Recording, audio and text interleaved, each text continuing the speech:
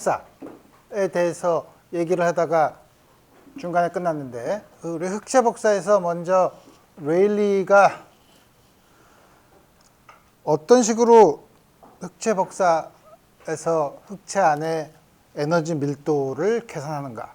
어떻게 하냐면 에너지 등분배 정리를 써서 한다고 했죠. 에너지 등분배 정리의 기본적인 요점은 디그리 오브 프리덤당, 자유도당 2분의 1 kT만큼의 에너지를 갖는다. 열적 평형 T, 온도 T에서 열적 평형을 이루고 있을 때.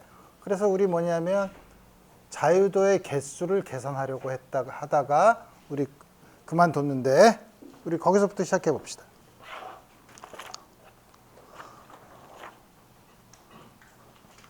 그래서 자유도의 개수를 구하기 위해서 우리가 적당히 블랙바디가 생긴 거를 정육면체,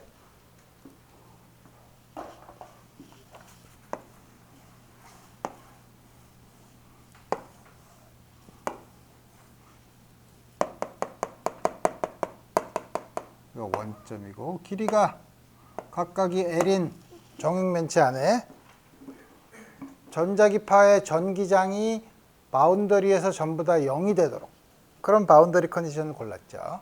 그럼 바운더리 컨디션을 골랐더니 파동이 일반적으로 진행하는 파동이지만 시간이 0일 때는 그냥 우리 뭐죠? 정지파, 스탠딩 웨이브의 형태로 쓸 수 있으니까 어떻게 쓸 수 있냐면 전기장이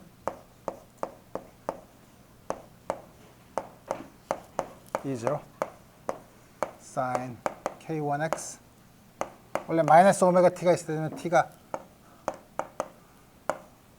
0인 경우 코사인은 안 된다 그랬고, 그래서 우리 사인 다음과 같이 정지파동의 형태로 우리 표현을 했었죠. 물론 바운더리 컨디션을 요 표면에서 전부 다 0이라고 놓을 수도 있지만 바운더리 컨디션 우리 마음대로 정할 수 있어요. 예를 들면 어떻게 예를 드나, 이 지금 바운더리 컨디션 이게 끝에서 0이라는 거는 1차원에서 뭐랑 비슷하냐면 기타 줄이랑 비슷한 거예요. 양쪽 끝에 줄의 양쪽 끝을 고정시켜 놓고 줄을 튕겼을 때 그 안에 있는 가능한 파동에 가능한 게 뭐냐면 정지파가 되는 거. 다시 말하면 양쪽 끝이 마디가 되는 파동만 존재하는 거죠. 근데 기타 줄을 양쪽 끝을 이렇게 돌려서 이으면, 양쪽 끝을 돌려서 이으면 처음에 시작하는 점과 끝점의 줄의 변이가 0일 필요가 없죠. 두 개가 같으면 되죠. 그죠? 그때는 x가 0인 곳에서의 변이랑 x가 l인 곳에서의 변이가 같다는 조건을 쓰면 돼요. 그런 걸 우리가 소위 periodic boundary condition이라고 해요. 바운더리 컨디션에 상관이 없다고 그랬죠. 그래서 나는 여기서는 양쪽 끝이 마디가 되는 경계 조건을 써서 디그리 오브 프리덤을 계산하고, 여러분들 숙제에는 periodic boundary condition을 써서 디그리 오브 프리덤을 계산하는 문제를 숙제로 넣을 거예요. 근데 답은 똑같아야 된다는 거예요. 그걸 어떻게 유도를 하느냐는 건 이제 여러분들이 걱정을 하면 되고. 그래서 이 경우, 그래서 지난 시간에 우리가 구했던 게 뭐냐면 K1은 L분의 N1 파이, K2는 L분의 N2 파이, K3는 L분의 N3 파이. 여기 나오는 NI는 전부 다 양의 정수죠. 양의 정수로 주어지죠. 그래서 우리 다음과 같은, 그럼 이거 어떻게 되느냐? 이걸 도대체 어떻게 보냐? 우리가 가상적으로 N1, N2, N3의 공간에서 생각해 봅시다. 그러면 우리가 요 가능한 N1, N2, N3가 정해져 있으면 그 중에 한 점으로 주어지죠. 요게 한 점이 N1, N2, N3죠. 요 N1, N2, N3 공간에서 물론 연속적으로 다 되진 않아요. 여기 정수인 격자점, 그 중에서도 N1, N2, N3가 양수인 거기만 우리 보는데 그 중에서 여러 가지 격자점들이 있는데 그 각 점 하나하나가 뭐냐면 주어진 다른 파동을 나타내는 거죠. 그죠? 그러니까 이 점에서 예를 들어서 요 안에 적당한 이런 부피 안에 있는 이 점들의 개수가 파동의 개수예요. 다 전부 인디펜던트한 파동의 개수예요. 그게 디그리 오브 프리덤이죠. 그죠? 그러면 이제 어떻게 하냐면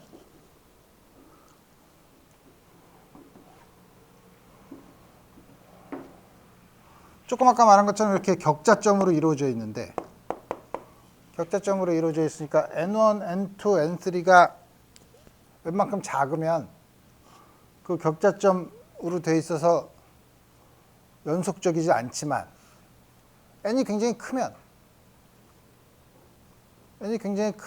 예를 들어서 여기서부터 거리 얼마큼 있는 곳에서 이 9 안에 있는 점의 개수를 따지면 그 반지름이 작으면 격자점이 그 안에 있느냐 없느냐를 따져야 되지만 이게 굉장히 커지면 하나와 다른 이웃의 격자점 사이의 거리가 굉장히 작죠. 이 반지름에 비해서. 그럼 거의 연속적인 걸로 생각할 수 있어요. 여기는 연속적이 아니지만 그것도 연속적이고 이쪽 부분의 기여가 훨씬 더 크기 때문에 우리 굉장히 연속적인 걸로 생각할 수 있다 이거예요. 그래서 사실 요거랑 대응되는 왜냐하면 N과 K가 서로 비례하니까 K1, K2, K3 그래서 우리 N1, N2, N3 여기 있는 한 점 주어진 한 점이 진동할 수 있는 모두 하나에 해당돼요. 자, 이게 어떻게 쓸 수 있냐면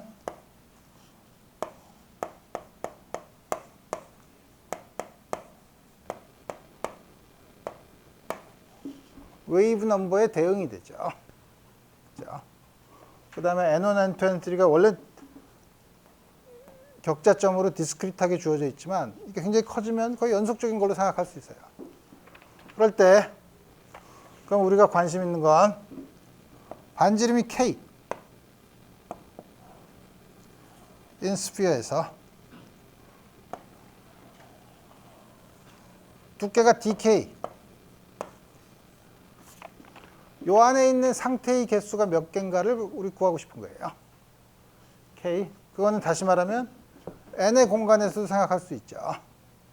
우리 똑같이 생각할 수 있는데 그래서 뭐냐면 여기서도 거기에 해당되는 거는 반지름 N 두께 DN 다시 말하면 요 구의 껍질 안에 있는 N1, N2, N3의 점의 개수가 몇 개냐고 물어보는 거예요. 이게 N과 N 플러스 Dn 사이에 있는 상태의 개수죠. 그래서 그거를 계산해 보면 이 안에 있는 Dn은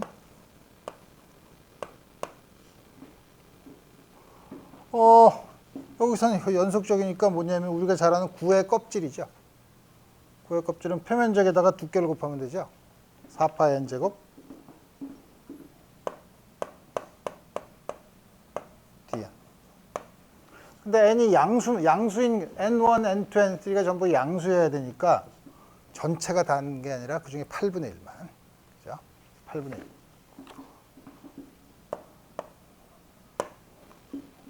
근데 이거는 우리가 지금 n 공간에서 이 관계식을 이용하면 k에 대한 공간으로 바꿔 쓸 수 있어요.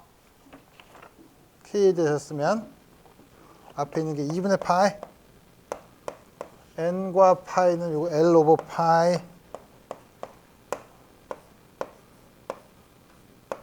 이렇게 다음과 같이 쓸 수 있죠.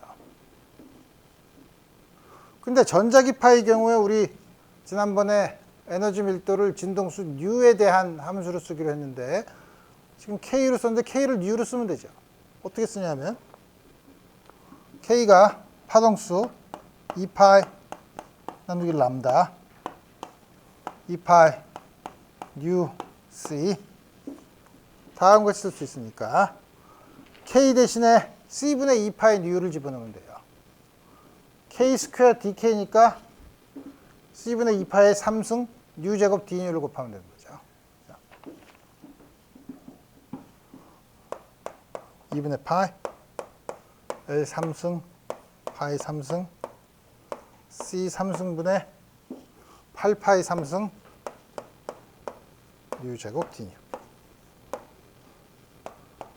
하면 C 3승분의 어떻게 하는 거야? 4파이 4파이? 4파이 뉴 제곱 D 뉴 L 3승 다음과 같이 주어집니다.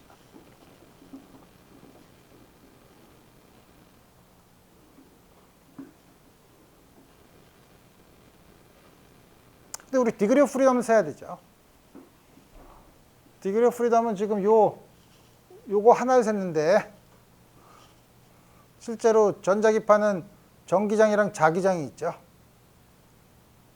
그 전기장이 있으면 전기장에 해당되는 자기장도 있죠. 그 두 배를 해야 되죠.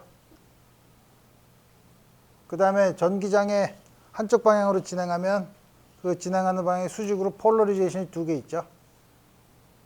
그렇죠? 그래서 여기다가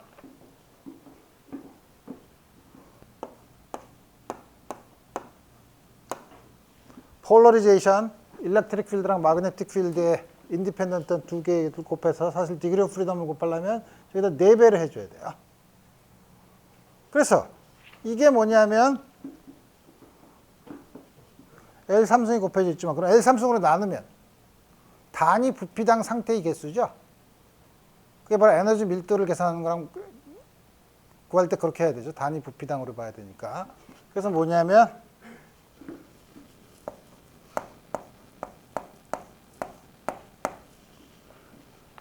여기다 4를 곱하고 L3승으로 나누면은 단위 부피당 상태의 개수 거기다 2분의 1 KT를 곱하면 단위 부피당 에너지가 되죠. 에너지 밀도가 되죠. 여기다 2분의 1 KT를 곱하면 16에다가 2분의 1, 8 파이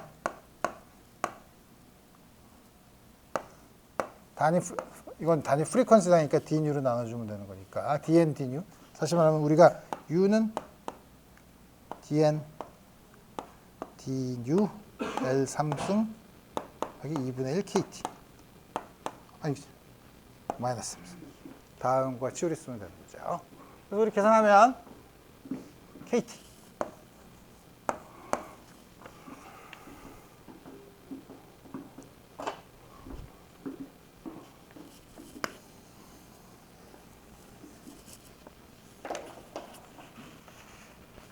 이게 레일리가 계산한 소위 레일리의 포뮬라예요.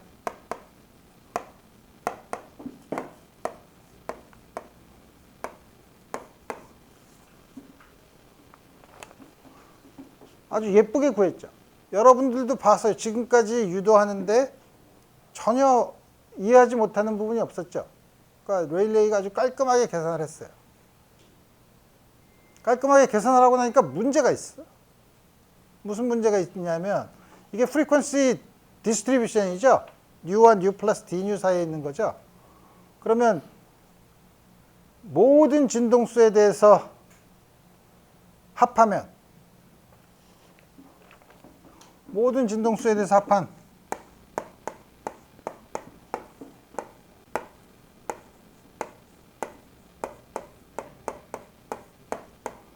뉴 제곱에 비례하죠.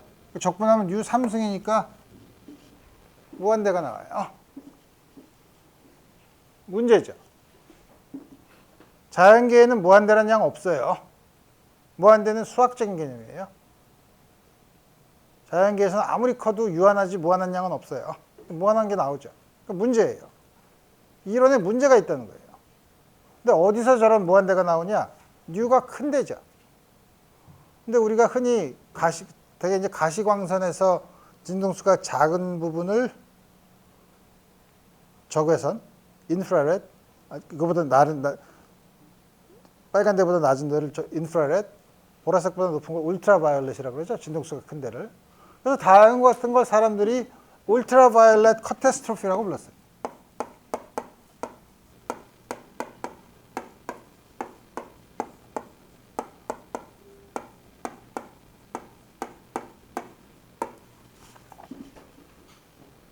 그래서 레일레이는 아주 깔끔하게 다음과 같은 자유도의 개수를 세는 방법과 에너지 등분배 정리를 써서 쉽게 유도를 했지만 그 결과는 전혀 물리적이지 않은 결과를 얻었다 이거예요. 문제죠, 그러니까. 그래서 플랑크가 이걸 보고서 이건 플랑크뿐만 아니라 이제 여러분도 집에 가서 앉아서 이거 다 유도할 수 있어. 다 유도할 수 있는데 보면 틀린 데가 있을 데가 없죠. 디그리 오브 프리덤 세는 건 손가락 세는 건데 틀릴 데가 어디 있겠어요? 그러니까 플랑크가 보고서 이거 문제인데 그럼 어디가 문제가 있는 거야? 아무리 보면 다 맞는 것 같은데 에너지 등분배 정리. 에너지 등분배 정리를 여러분들이 일반 물리 때 했던 걸 기억해 보면 에너지 등분배 정리를 썼지만 그때 여러분들이 한 게 뭐냐면 맥스웰 분포를 썼죠. 이상기체가 2분의 1 mv제곱의 운동에너지를 가지고 있으면 2분의 1 mv제곱 나누기 kt에 마이너스 보를 붙여서 엑스포넨셜을 붙은 소위 맥스웰 디스트리뷰션 펑션을 써서 여러분들이 이퀴파티션 티어렘을 에너지 등분배 정리를 증명할 수 있었어요. 그래서 플랑크가 생각해 보니까 에너지 등분배 정리는 디그리 오브 프리덤이 연속적일 때만 가능해. 에너지 등분배 정리가 항상 맞는 게 아니라 그때 생각하는 디그리 오브 프리덤이 운동 에너지 혹은 용수철처럼 포텐셜 에너지 이런 것처럼 연속적인 양을 가질 때만 에너지 등분배 정리가 성립해요. 그렇지 않은 경우에 성립하지 않지. 그래서 이거를 빠져나갈 수 있는 유일한 루프홀은 에너지가 연속적이 아니라고 한번 해보면 어떻게 될까? 말도 안 되죠. 하지만 그러면 진동수가 U인 전자기파가 있으면 여태까지 전자기파의 에너지는 항상 연속적이고 에너지 밀도는 진폭의 제곱에 비례한다고 했는데 우리 그러지 말고 전자기파가 있으면 전자기파의 에너지에 최소값이 존재한다고 하죠. 왜? 모르죠. 그냥. 그러면 에너지 등분배 정리를 벗어날 수 있으니까. 이거 최소값이 얼마냐? 주어진 진동수 U에 대해서 U에 비례하는 양. 비례상수. 다음과 같이 쓰겠다는 거죠. 가페민 비례상수 H를 플랑크가 도입해서 플랑크 상수라고 불러요. 대략 나중에 보니까 SI 유닛으로는 다음과 같은 아주 작은 양이죠. 어쨌든 다음과 같은 양을 쓰면 물론 진동수가 다르면 에너지의 최소값이 달라지죠. 이게 무슨 말이냐면 진동수 U인 전자기파의 에너지는 퀀타이즈 되어 있다는 거예요. 다시 말하면 최소값의 정수배로만 가질 수 있다는 거예요. 최소값이 있다는 건 이거의 정수배로만 가질 수 있다는 거예요. 이거에 1.5배 이런 거 없다는 거죠. 그래서 우리가 퀀타이즈 한다고 하죠.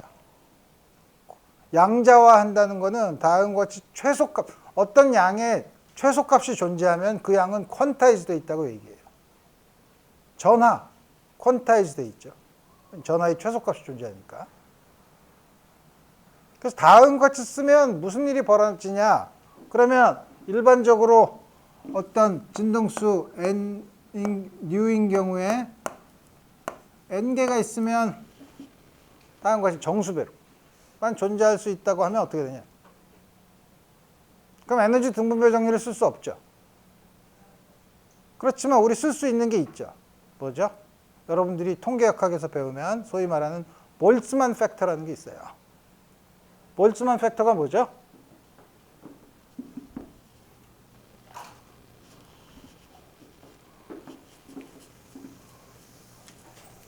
온도 T에서 어떤 시스템이 열적 평형에 있으면 그 중에서 걔가 에너지 E를 가질 수 있는 확률은 볼츠만 팩터에 비례한다는 거죠.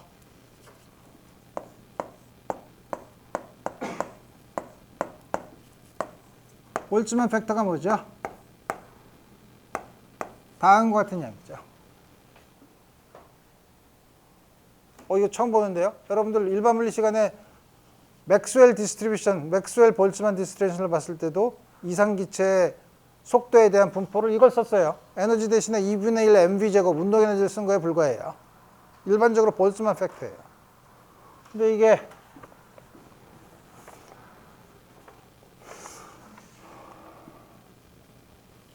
n개가 있으면 n개. 이 n은 n 곱하기 hnu죠. 근데 이게 확률의 의미를 가지려면 이거 다 더하면 모든 n이 0부터 무한대까지 다 더하면 1이 돼야 될 거 아니에요? 이 상태는 안 되죠. 그러니까 소위 규격화, 노멀라이즈를 해야 돼요. 노멀라이즈는 쉽죠.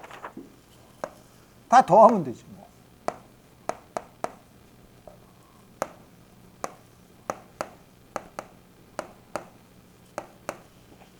이걸 다음 같이 준비했죠.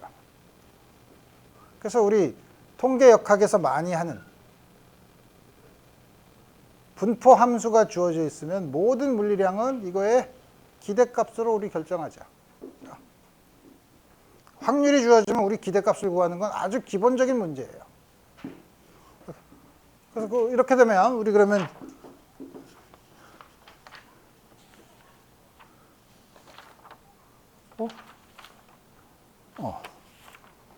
이렇게 놓고 에너지 기대값을 다한 거 있으면 어떻게 하지?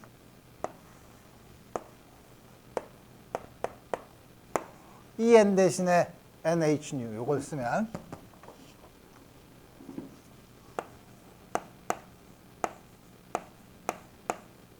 열적 평형에 있는 경우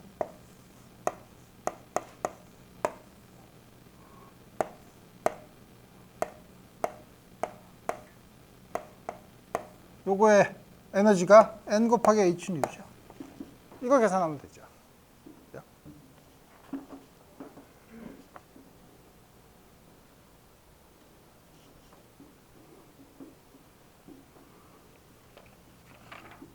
이거를 왜 계산하냐? 이걸 계산하는 게 에너지 등분배 정리. 연속적인 경우에 에너지 등분배 정리를 써서 디그리 오브 프리덤당 2분의 1 KT 만큼 가졌다는 거で 2분의 1 KT 대신에 이걸 쓸 거예요. 여기에다가 우리가 앞에서 구했던 디그리 오브 프리덤의 개수를 곱하면 돼요. 그죠? 그래서 이걸 계산하면 된다 이거예요. 근데 보기에 아주 무시무시하게 생겼죠. 무시무시하게 생겼지만 저걸 계산할 수 있는 방법은 그렇게 어렵지 않아요.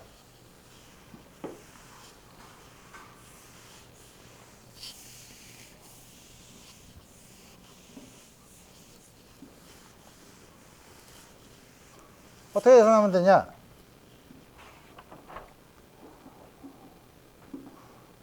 먼저 분모는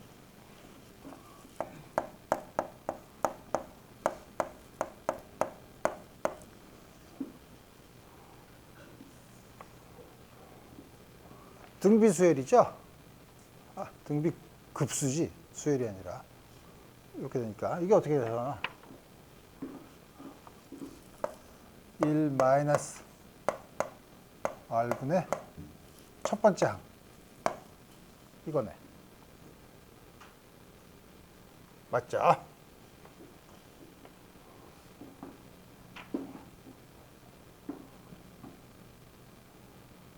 위에 건 분자는 이렇게 나오는 거 알죠? 고등학교 때 배운 거죠. 분자는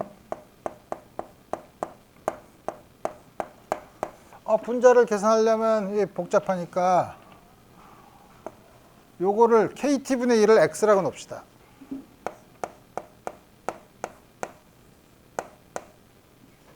그러면 이게 어떻게 되냐면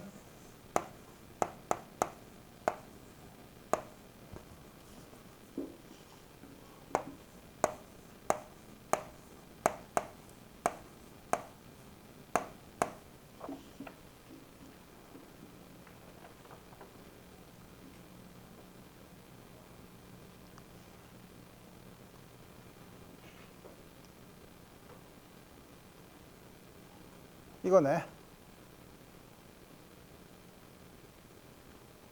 근데 이거를 보면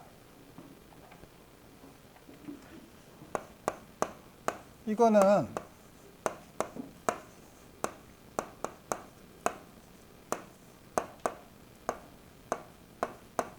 이 양을 x에 대해서 미분하면 다음과 같이 나오죠? x에 대해서 미분하면 앞에 있는 NH누가 한번 나오잖아요? 그다음 마이너스는 캔슬이 되고. 물론, 다음과 같이 쓸 수 있고. 물론, 합과 미분의 순서를 막 바꿨지만, 그게 충분히 잘 수렴하는 함수면 그 순서에 상관이 없죠. 다음과 같이 쓰면 되니까. 근데 이거는,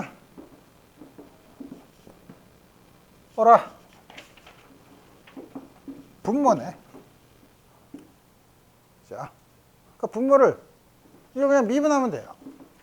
미분하면 되니까 분모가 어디 있어? 여기 있잖아요. 자,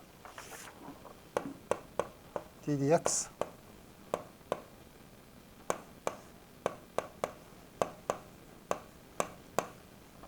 이거 계산하면 되죠. 이거 계산하면 마이너스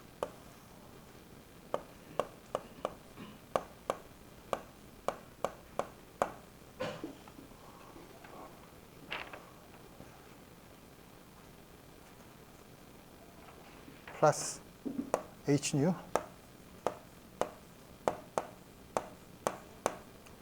다음과 같이 주어지죠. 그래서 이걸 쓰면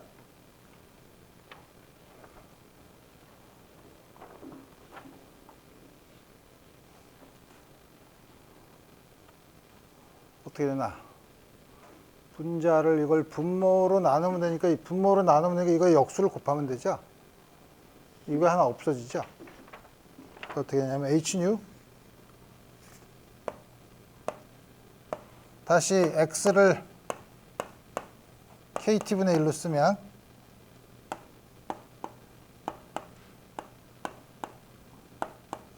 분자 분모를 요거의 역수를 곱해주면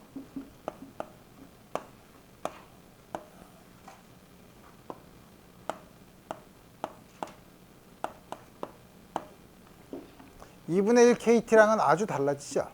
자, 다음과 같이 주어져 있고 따라서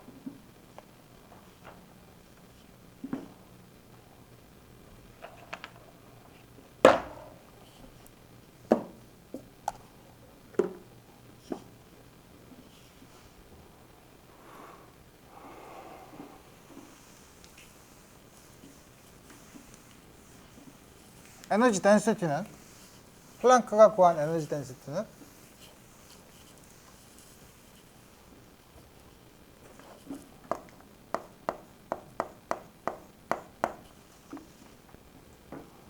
앞에서 구한 C분의 8파이 뉴 제곱 왜 H뉴가 되어 있으니까 H 뉴의 3승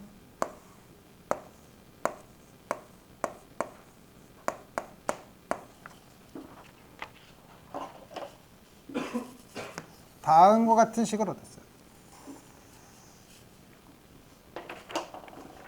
이게 플랑크의 공식이에요.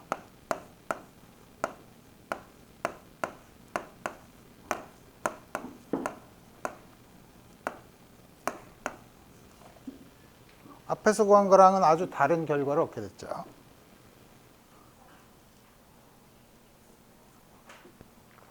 근데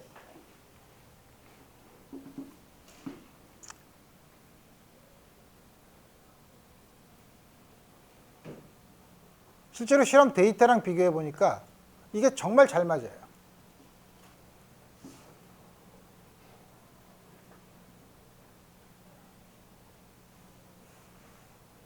이유는 단지 전자기파의 에너지가 퀀타이즈 돼 있다는 조건만 집어넣는데 그래요. 그러니까 사람들이 미치겠죠. 왜 그런지 오늘 퀀타이즈를 시켰더니 잘 맞아. 근데 가만히 있어봐. 아까 걱정했던 울트라바이올렛 카타스트로피는 어떻게 되는 거야?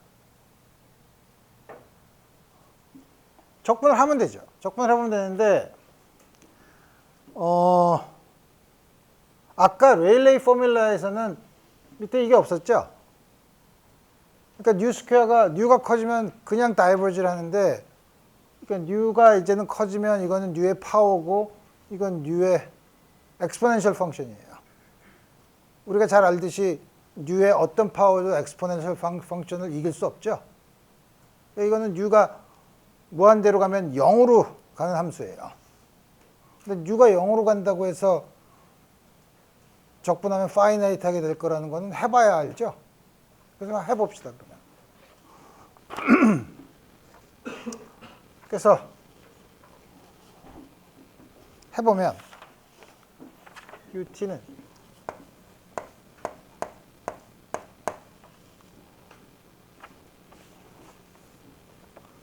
C3승분의 C3승이 빠졌지, 그죠? C3승분의 8파H d뉴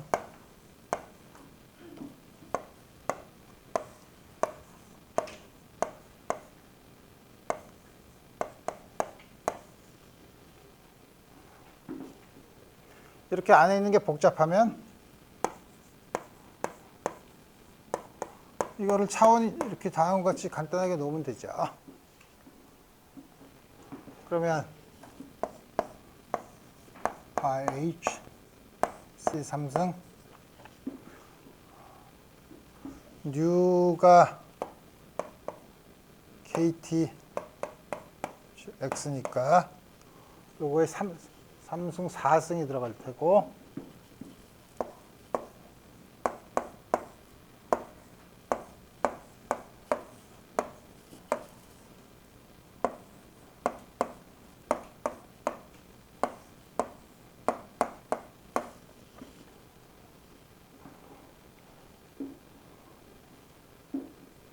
예쁘게는 썼는데 맨 오른쪽에 있는 적분은 차원이 없는 양이니까 t의 4승에 비례한다는 소위 스테판 볼츠만 법칙을 만족하는 걸 보일 수 있어요. 그렇죠? 이제 문제는 저 앞에 있는 저 양은 얼마냐? 저걸 어떻게 계산하지?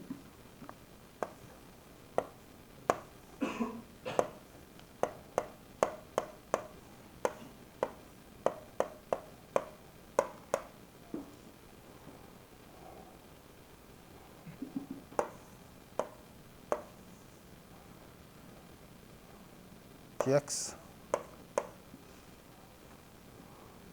x의 3승 e to the 마이너스 x를 끄집어내면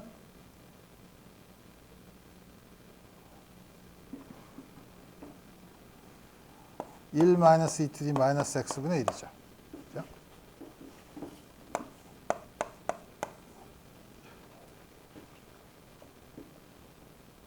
(1 마이너스 r분의 1이죠. 이걸 인피니트 시리즈로 바꿔서 쓰면 되겠네.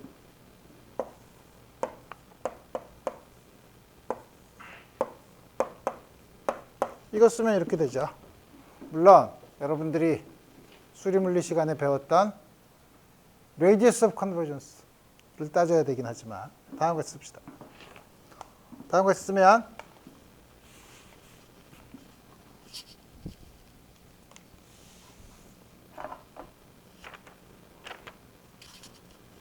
수렴한다고 가정을 하면 정말 수렴하나?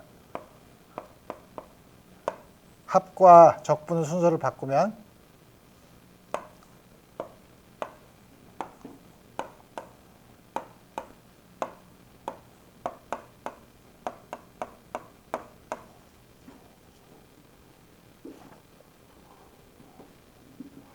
요거를 y라고 놓으면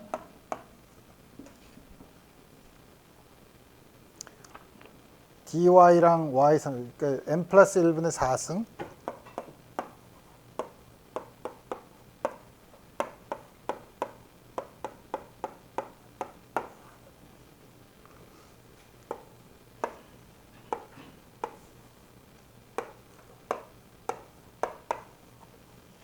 다음과 같이 쓸 수 있죠. 이제는 적분할 수 있는 형태예요. 여러분들이 이거 어떻게 적분하지? 무식하게 적분을 하면 부분 적분하면 되죠. 이거 그대로 두고 이거 쓰고 미분하고 적분하고 자꾸 해서 이게 앞에 있는 게 없어질 때까지 부분 적분해서 계산할 수 있죠. 근데 여러분들이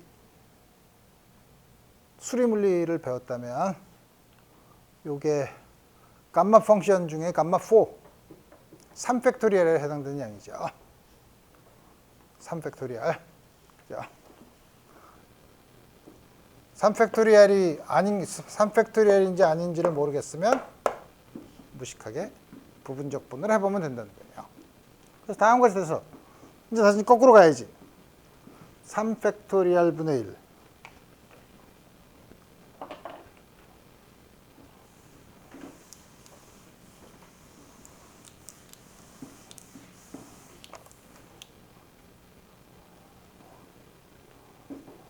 그래서 마저 계산을 해야지. 계산을 하면 6 서메이션 n이 0부터인데 n이 1부터 하면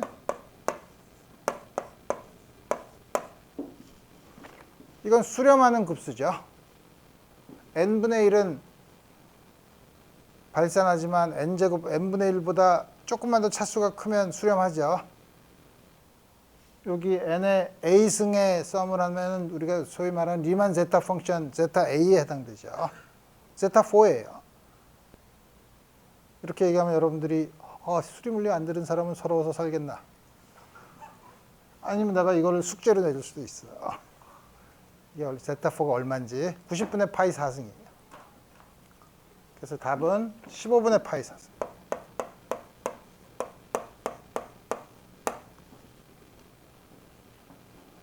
그래서 이걸 다 계산을 하면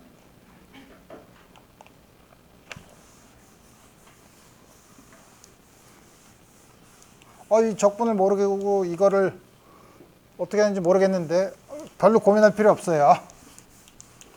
정 모르겠으면 매스매티카에 때려 넣으면 돼.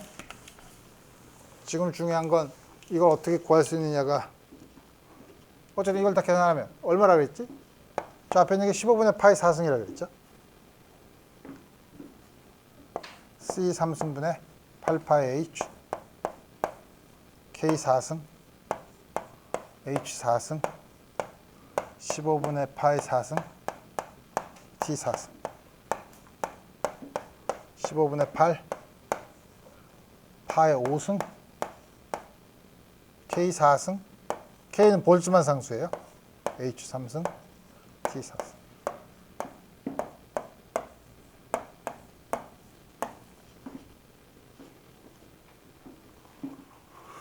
이게 뭐냐면 사실 스테판 볼츠만 법칙이 블랙바디에서 나오는 에너지는 온도 T에서 T의 4승에 비례한다는 스테판 볼츠만 법칙에 해당되는 거죠.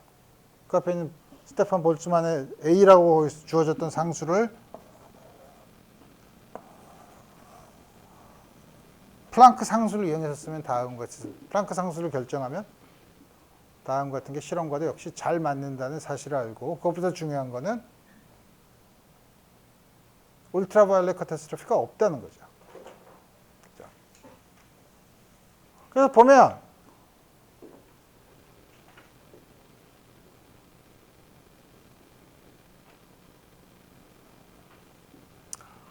아까 계산한 이걸 보면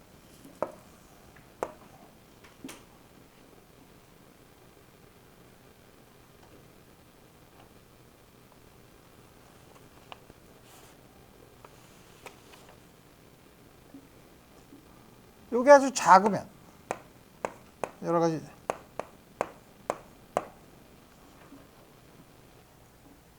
여러분들이 물리 현상을 우리 어떤 물리를 볼 때 항상 극한을 생각하는 게 여러분들이 물리를 생각하는 거예요. 극한 중에 하나가 그렇게 뭐 굉장히 작을 때나 클 때를 얘기해요. 작을 때라고 얘기할 때 여러분들이 차원이 있는 양이 크거나 클 때 작을 때를 얘기하는 건 아무 의미가 없어요. 왜냐하면 1m가 크냐 작냐 얘기하기 어렵죠. 비교할 대상이 있어야 되죠. 그러니까 비교할 대상이랑 비를 취해서 차원이 없는 양을 만들어야 돼요. 그러니까 차원이 없는 양이 크냐 작냐를 여러분들이 가지고 얘기를 해야지 차원이 있는 양을 가지고 크냐 작냐라고 따지는 건 아무 의미가 없어요. 그러니까 여러분들이 클 때 작을 때 얘기할 때는 항상 엄밀하게는 차원이 없는 양을 가지고 얘기해야 돼요. 차원이 없는 양 어떻게 만드냐면 그 시스템 안에 있는 나오는 여러 가지 물리량들의 적당한 레이쇼를 취해서 차원이 없는 양을 만들어야죠. 차원이 없는 양이죠. 에너지고 이것도 에너지의 차원을 가지고 있죠. 다음 같은 경우 이게 어떤 경우죠? 주어진 온도에서 프리퀀시가 아주 작은 경우 혹은 주어진 프리퀀시에서 온도가 매우 큰 경우죠. 그 두 가지 경우를 다 포함하고 이 경우는 어떻게 되나? 플랑크 포뮬라를 보면 이게 굉장히 작죠? 그럼 이게 1이야. 어라? 1이면 안 되는데 그럼 안 되는데 분모가 0이죠. 가 아니고 자, 테일러 시리즈 익스펜션에서 첫 번째 영위하는 걸 찾아야죠. 자, 첫 번째 영위하는 게 뭐죠? Hν 오버 KT죠. Hν 오버 KT를 쓰면 Hν가 하나는 없어지고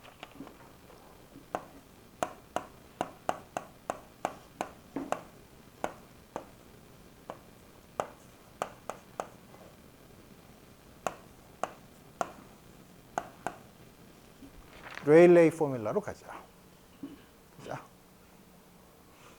그래서 레일레이 포뮬라는 플랑크 포뮬라의 로우 프리퀀시 리밋이에요. 별 도움은 안 되죠. 왜냐하면 플랑크의 포뮬라가 왜 나왔냐? 아무도 모르죠. 단지 에너지 등분배 정리를 약간 바꿔서 설명했을 뿐이에요. 그러니까 이러고서 노벨상을 받으면 좀 약간 웃기지 않아?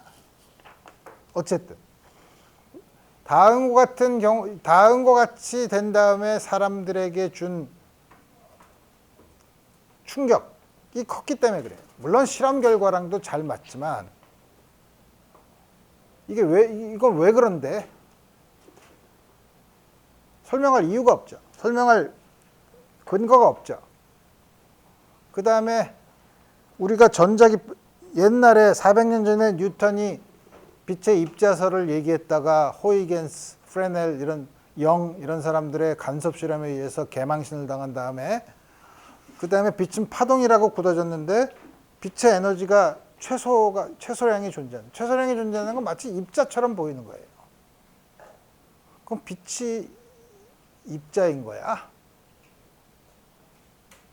다시 뉴턴의 미소가 우리 소위 최샤이어 캣이라고 하는데 우리 왜 그 이상한 나라의 앨리스에서 왜 다시 한번 나타나는 순간이죠. 뉴턴의 음흉한 미소가 이 뒤에서 어른어른 거리고 있는 거죠.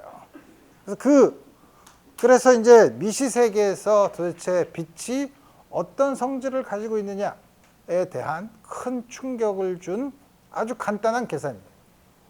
그렇죠? 이유는 몰라. 왜 그런지.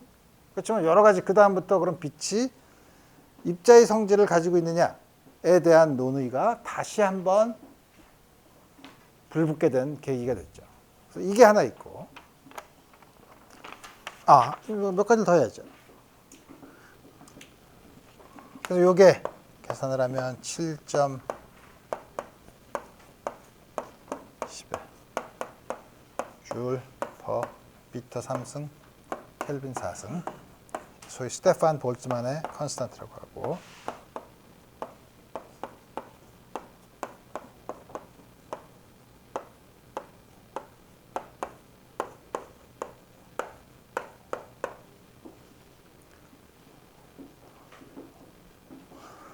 그 다음에 지금 플랑크의 포뮬라가 로우 프리퀀시 리밋에서는 다음 같은 게 맞다고 했는데 빈의 법칙이라고 해서 여러분들이 아는 거는 뭐냐면 블랙바디 레디에이션에서 나오는 빛의 최대값의 파장은 온도 T에 반비례한다 라는 게 빈의 법칙이 있었어요. 그렇지만 빈은 그 법칙과는 달리 또 순전히 연력학적인 성질에 의해서 뭐냐면 프리퀀시가 지금 이건 작은 리밋이죠. 프리퀀시가 큰 리밋에서 에너지 덴시티를 계산했는데 그거는 이렇게 된 걸 구했어요. 맞죠? 그렇죠. 당연히 이게 큰 리밋을 취하면 이걸 무시하면 되니까.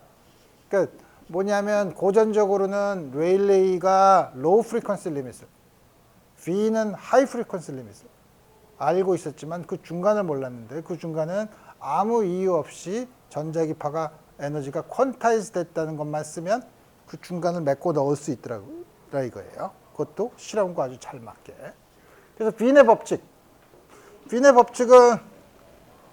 우리가 쉽게 구할 수 있는데 빈의 법칙은 아까 말한 것처럼 나오는 블랙바디 레디에이션의 맥시멈이 되는 빛의 파장이 온도에 반비례한다 라는 사실은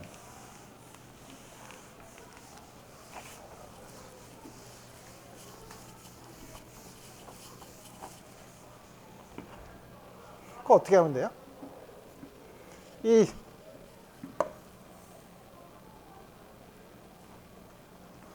프리퀀시에 대해서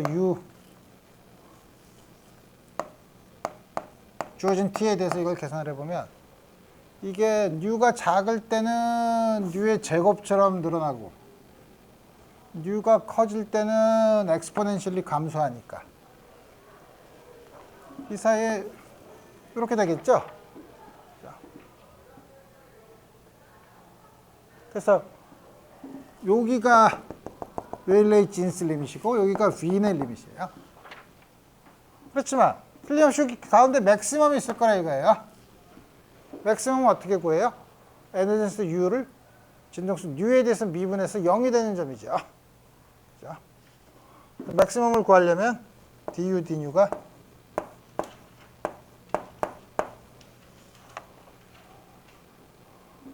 그 앞에 있는 상수는 우리 제껴놓고 요것만 미분하면 되죠. 체인 룰을 쓰면 먼저 이거를 분자를 미분하고 그 다음에 분모를 미분한 거 분모를 미분하면 H 오브 KT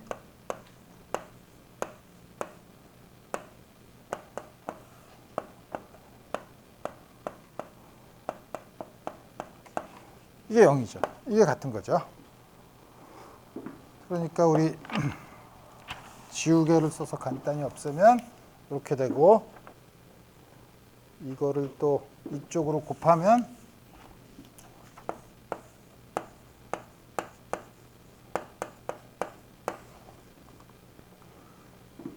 뉴 제곱 없애고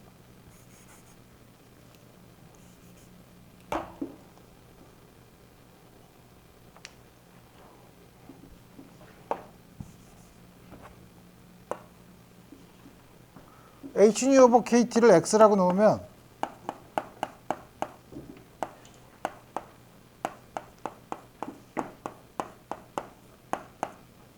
이 식 풀면 돼요. 그냥 풀기는 어렵죠.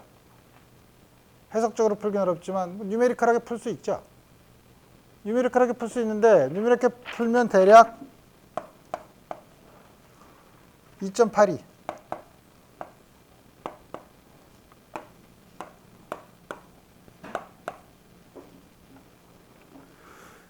뉴가 t에 비례하죠. 그죠? 이게 이쪽으로 오면 상수에다가 그러니까 진동수가 t에 비례하니까 파장은 온도에 반비례하는 빈의 법칙을 여기서 유도할 수도 있죠. 다음과 같이 우리 볼 수 있다. 자, 그 다음에 이게 첫 번째 토픽이고, 두 번째 토픽은 하이드로젠 애텀이에요. 물론 이 빛이 양자화되어 있는 포톤으로 생각해서 여러 가지 실험, 라서포드의 실험이나 포토일렉트릭 이펙트나 이런 것들이 전부 다 그 빛이 입자의 성질을 가진다면 어떻게 됐을까라고 해서 사람들이 그쪽으로 얘기를 한 거고, 그 다음에 또 하나는 하이드로젠 애텀, 수소 원자는 양자핵이 나오기 전에 수소 원자 혹은 원자에 대한 스펙트로스코피, 분광학은 아주 발달돼 있어요. 그게 뭐냐면 어떤 분자로 만든 기체에다가 빛을 쬐면, 여러 종류의 파장, 진동수를 가진 빛을 쬐면 특별한 파장의 빛만 흡수를 해요. 반면에 그걸 놔두면 특정한 파장의 빛을 흡수한 빛의 분자는 내놓을 때 그 흡수한 빛을 다시 내놔요. 그럼 그런 빛의 원자에서 방출되거나 흡수된 빛의 스펙트럼을 연구하는 분야를 분광학이라고 하는, 스펙트로스코피라고 하는데, 거기서 사람들이 많이 본 실험적으로 관측할 사실 중에서 법칙이 리드버그의 법칙이에요.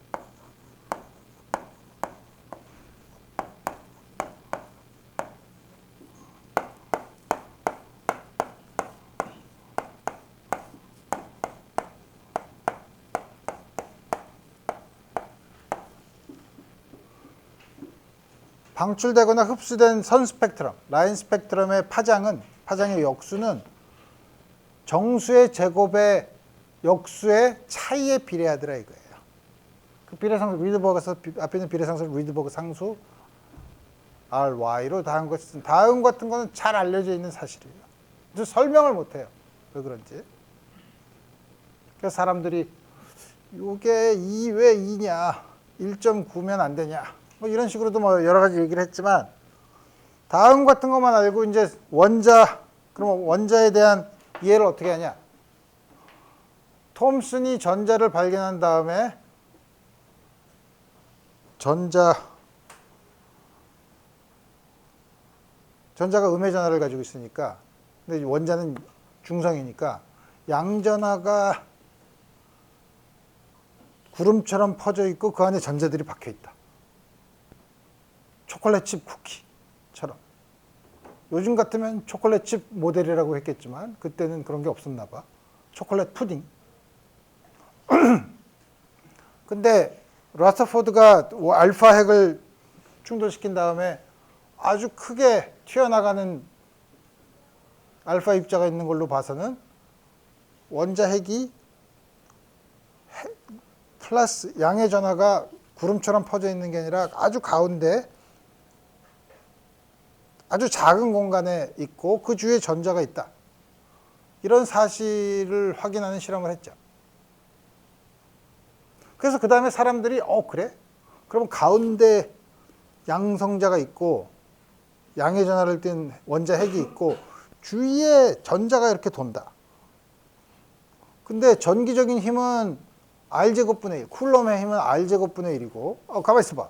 그러면 우리가 지구와 태양 사이에 중력이 작용하면 그것도 R제곱분의 1인데, 힘의 근원은 다르더라도 둘 다 R제곱분의 1이면 역시 원자도 원자 핵 주위에 전자가 타원 궤도를 도는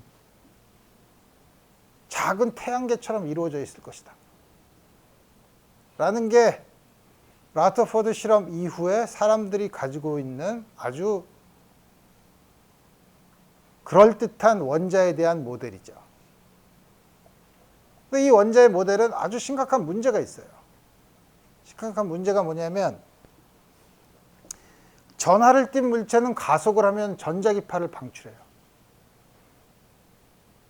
전자가 원운동을 하면 가속도 운동을 하죠. 가속도 운동을 하면 전자기파를 방출해요. 전자기파를 방출하면 그 이제 여러 가지 이제 여러분들이 전자기학 2에서 뭐 나오는 뭐 라몰 프로세스 이런 게 있는데 대략 계산을 해보면 10의 마이너스 10승초 정도면 안으로 쑥 들어와요. 그럼 왜 태양은 안 그러냐? 태양도 그러면 지구도 가속을 하니까 그럼 중력파를 내면서 감소를 해야 되지 않냐? 그렇죠. 근데 중력파랑 전자기파는 큰 차이가 있어요. 전자기파는 전하가 플러스 마이너스가 있죠. 질량은 플러스 마이너스가 없잖아요. 그게 무슨 말이냐면 전하를 띤 입자는 플러스 마이너스가 진동을 하는 소위 다이폴 레디에이션이 가장 세게 나와요. 근데 중력파는 다이폴 레디에이션을 할 수가 없어. 플러스 질량과 마이너스 질량이 진동해 마이너스 질량이 없죠. 기껏 나오는 게 소위 사중극자, 쿼드루플 레디에이션만 나와요. 굉장히 약해요. 그래서 우리가 지구가 태양 주위를 돌면서 나오는 중력파에 의한 에너지 손실은 거의 무시할 수 있을 정도로 작아요.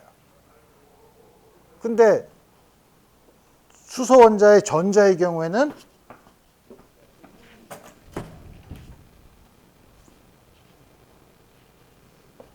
그렇지 않다는 거죠. 그래서 처음에 라서포드의 결과를 가지고서 사람들이 우리는 태양계의 모델로 원자를 설명할 수 있다라고 했다가 바로 이건 문제가 있는 시스템이다. 그래서 보어가 그러면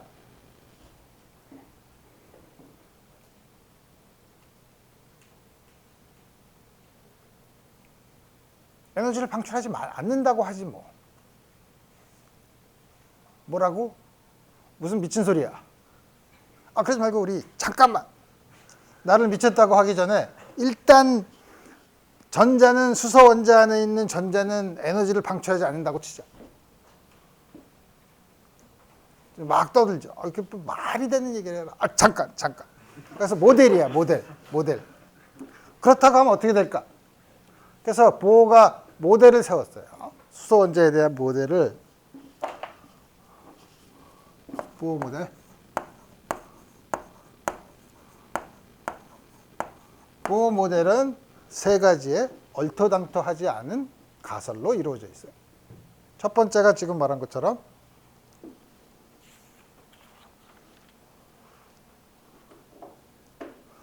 전자는 어떤 특정한 상태에 있으면은 수소 원자 안에서 전자기파를 방출하지 않는다고 치자. 우리 그 상태를 정상 상태라고 하죠. 스테이셔너리 스테이트가 있다고 가정을.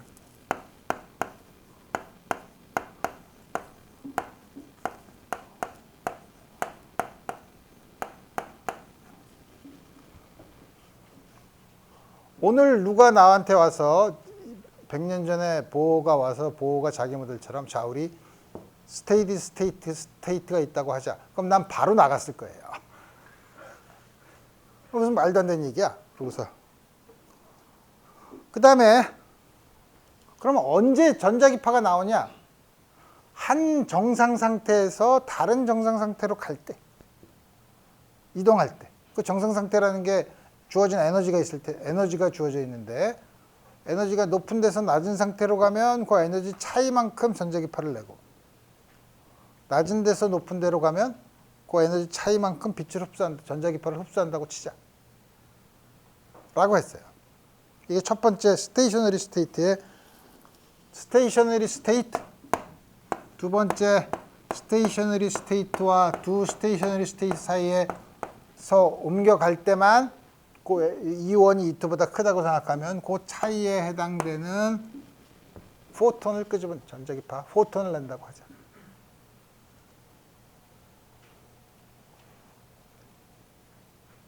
이것만 가지고 있으면 성립하지 않아요. 대개 수소 원자에서 선 스펙트럼을 보면 다음과 같이 띄엄띄엄 떨어져 있는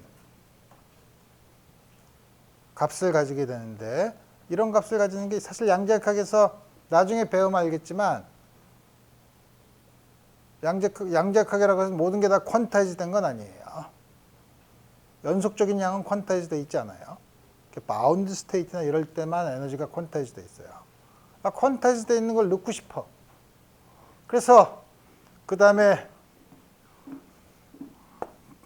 보어가 모델을 발표할 때 첫 번째 얘기를 하면 반이 쑥 나가고 그 다음 반을 내보낼 만한 세 번째 게 뭐냐면 우리 앵귤러 모멘텀이 이렇게 도니까 전자가 이렇게 도니까 앵귤러 모멘텀이 퀀타이즈 돼 있다고 치자.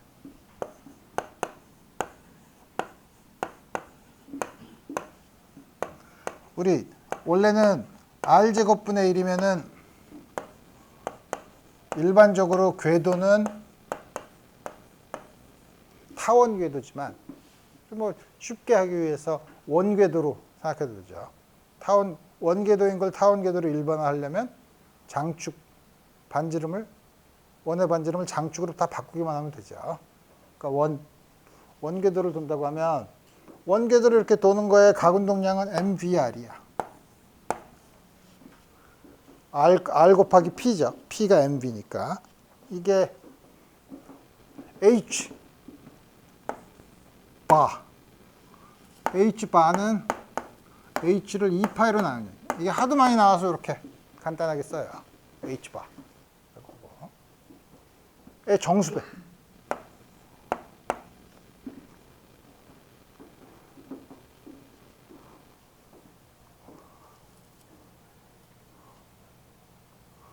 그래서 이게 왜 다음과 같은 걸 얘기를 했냐. 물론 말도 안 된다고 얘기했지만 그때 드브로이라는 사람이 소위 물질파라는 걸 제안을 했는데 하도 원자 수준에서 파동 현상이 많이 생기니까 그거는 전자기파뿐만 아니라 광자뿐만 아니라 전자 같은 경우도 간섭 현상이 생기니까 전자에도 뭐 해당되는 파동이 있는 것 같다. 그 파동의 파장은 대략 운동량을 P라고 하면 플랑크 상수를 P로 나는 값에 해당되는 정도의 관련된 파장, 이런 파장을 가지는 관련된 파동이 있는 것 같다. 매터 웨이브라고 부르자. 이렇게 했어요. 그러면 보호가 생각한 거는 원궤도야. 원궤도에 파동이 있는데 물질파가 있는데 파동이 이렇게 있는데 안 만나면 이상하잖아. 그죠?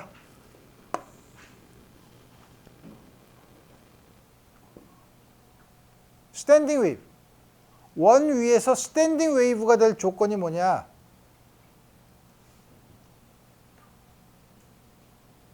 원주가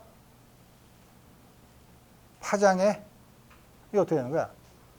원주가 파장에 정수배면 되나? 정수배의 반이면 되나? 정수배면 되죠.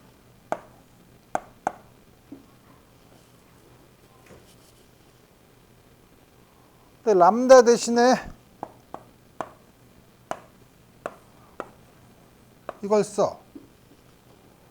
그 다음에 MB를 저쪽으로 보내고 이 파일을 이쪽으로 보내면 이 식을 얻었죠. 그래서 사실은 보호가 앵귤러 모멘텀이 퀀타이즈 됐다는 것은 다른 말로 하면 원궤도 위에 전자에 해당되는 매터 웨이브, 물질파가 정지파가 될 조건을 말한 거예요. 이렇게 얘기하면 그럴듯하게 들릴지 모르지만 역시 말도 안 되는 얘기죠. 그렇지만 어쨌든 다음과 같은 세 개로 써서 그래서 이거를 보호의 원자 이론이라고 하지 않고 보호의 원자 모형이라고 얘기해요. 왜 모형이라고 얘기하냐면 말도 안 되는 가설을 세 개씩이나 했기 때문에. 그렇지만 다음과 같은 가설을 통해서 어떤 결과를 얻을 수 있냐면 이거를 유도할 수 있더라 이거예요.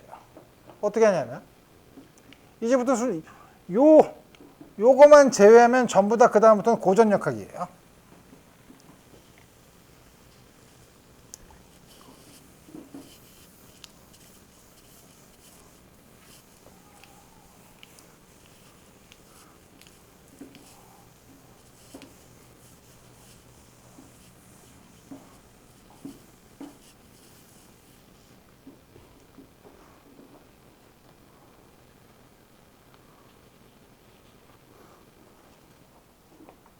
수소 원자니까. 그 수소 같은 원자, 다시 말하면 원자 번호가 Z라고 하면 가운데 양성자가 Z개, 중성자가 밖에 전자가 Z개 있는데 다 떼내고 한 개만 남게 만들어요. 그러니까 수소 원자 같은 하이드로젠 라이크 애텀이라고 하죠. Z가 1이면 수소 원자죠. 그런 경우 힘에 대한 식을 쓰면 SI 쿨럼 포스가 90력이야.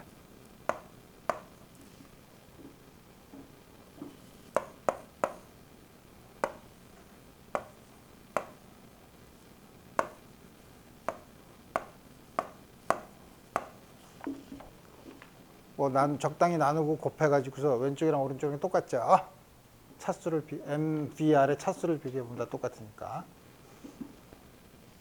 왜 이렇게 썼냐면 이게 아까 NH 바라며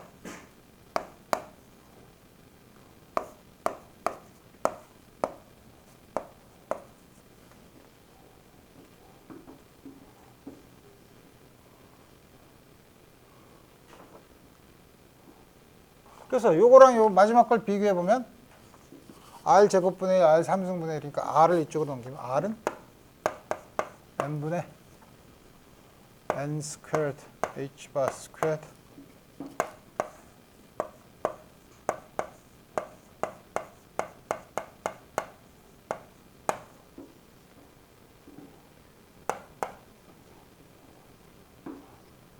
우리 여기서 E 스퀘어드 4파이 엡실론 0 이거 계속 쓰기 귀찮죠?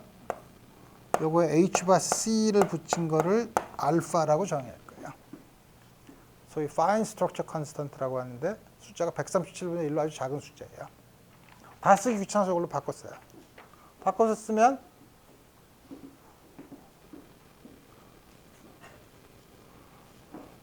요게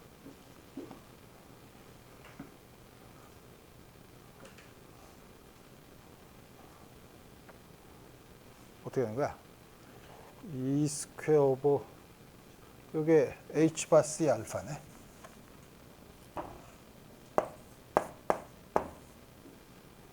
그래서 뭐냐면 H 바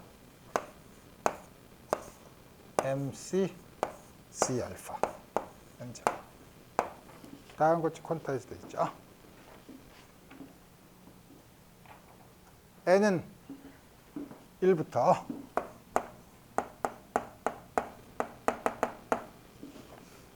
사실 양자역학을 풀면 n이 0부터도 앵귤러 모멘텀이 0인 것도 가능한데 어쨌든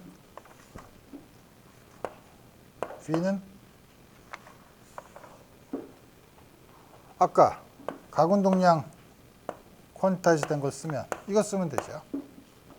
MVR이 NH바였으니까 여기다가 R 대신에 저거 집어넣으면 R분의 1을 집어넣으면 되니까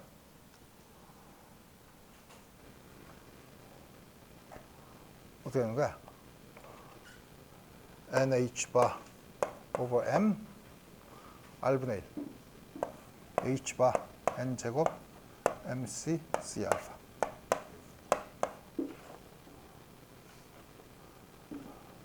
N이 하나 없어지고 N분의 1 M 없어지고 C 알파 C 다음 같이 줘야죠. 에너지는 전체 에너지는 당연히 운동 에너지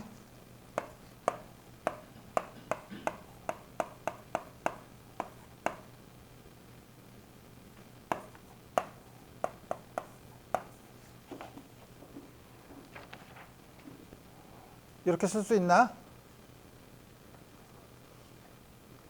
전자가 원자핵 주위를 천천히 도나? 비상대론적으로 쓸 수 있나? 걱정해 봐야죠. 쓸 수 있어요. 그렇게 빨리 돌지 않아.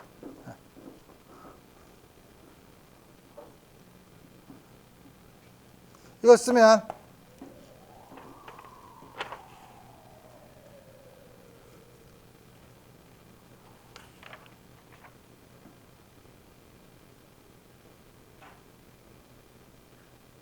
여러분들이 잘 아는 것처럼 여기서 R을 하나 곱하면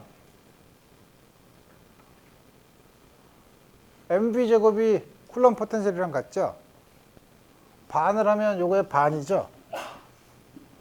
그러니까 요거는 요거의 반을 더하는 거죠? 그죠? 요게 포텐셜 에너지 반. 소위 양자역학에서 비리얼 티어렘에 해당되는 양이에요. 그리고 쉽게 우리 구할 수 있는데 이걸 계산해 보면 2분의 1 마이너스 2분의 1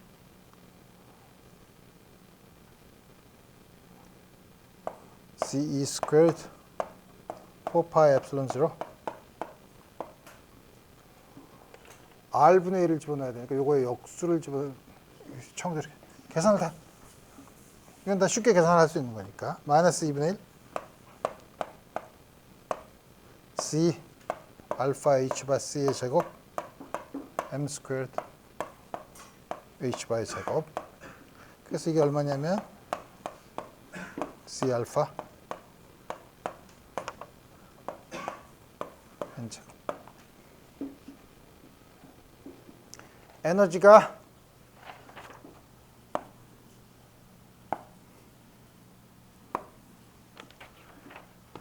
n제곱분의 1에 비례하죠. 그래서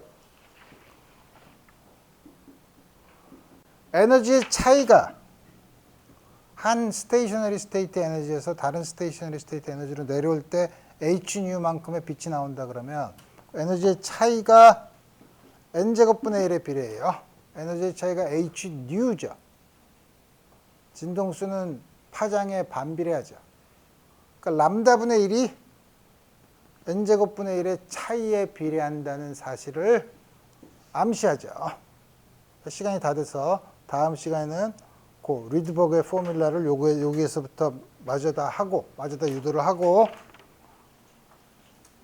파동에 대한 기본적인 성질을 분석하는 도구 중에 하나인 퓨리에 트랜스폼에 대해서 다음 시간에 공부해 보도록 합시다. 오늘 여기까지 하겠어요.